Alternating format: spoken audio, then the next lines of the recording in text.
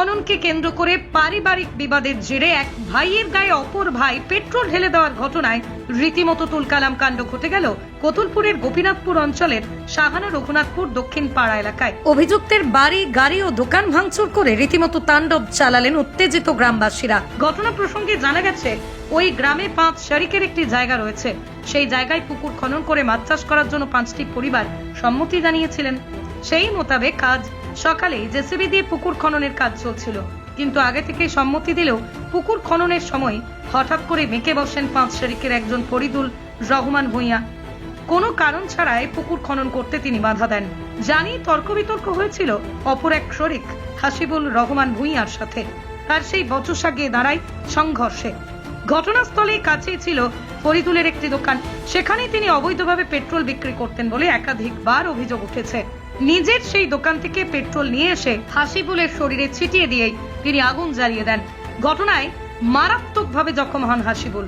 পরিবারের লোকজন এবং স্থানীয় বাসিন্দারা তাকে উদ্ধার করে প্রথমে কতুলপুর গ্রামীণ হাসপাতালে নিয়ে যান, কিন্তু অবস্থার অবনতি হলে সেখান থেকেই তাকে আরামবাগ মেডিকেল কলেজ হাসপাতালে স্থানান্তর করা হয়।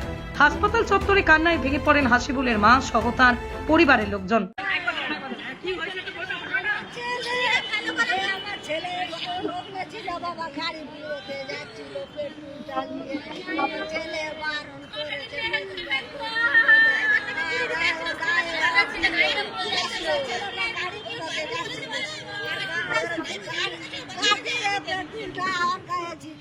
কে দিয়েছে এটা?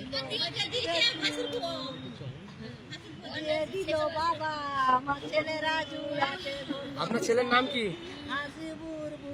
বয়স কত? বয়স হবে 30-31 বয়স। কোথায় বাড়ি? সাহানা রঘুনাথপুর। আমার ছেলে গো মিশনে ছেলেকে রাখতে গেলে সাহানা রঘুনাথপুর আর দোকান থেকে বোতল নিয়ে এসছে।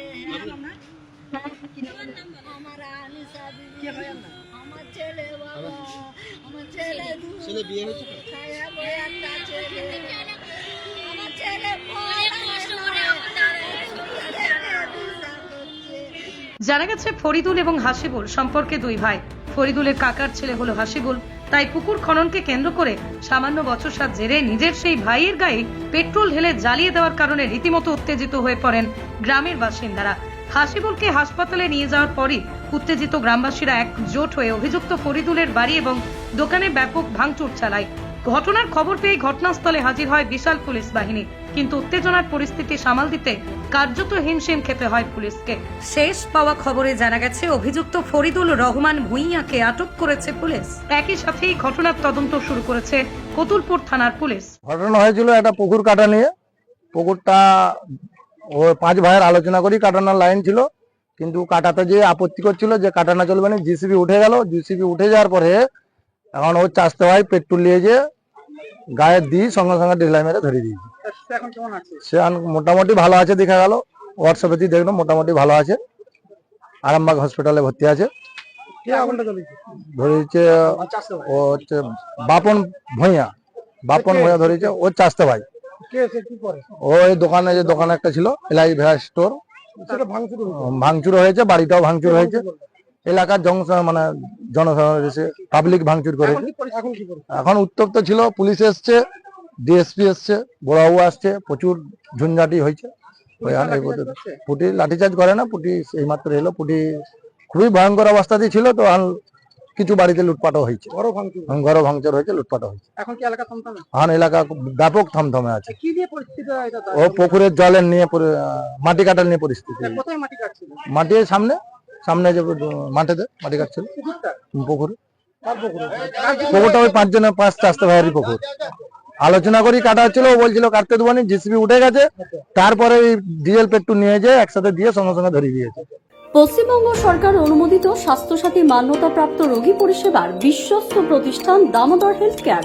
এখানে রয়েছে semi modular OT, OPD, general medicine, gynaecology, gynae surgery, general surgery, orthopaedic surgery, ENT surgery, advance physiotherapy clinic, medicine বিভাগ, অ্যাডভান্স ডায়াগনোসিস সেন্টার সহ নানান পরিষেবা রয়েছে। 24 ঘন্টা লিফট পরিষেবা, এছাড়াও 24 ঘন্টায় থাকছে অ্যাম্বুলেন্স পরিষেবা, সাথে মেডিকেল ইন্স্যুরেন্সের মতো প্রয়োজনীয় সুবিধাও। এছাড়াও রয়েছে ওষুধের দোকান।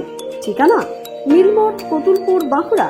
ফোন নাম্বার 9475240280 অথবা ফোন করুন 9475240290 এবং 9647180100 এই নম্বরে।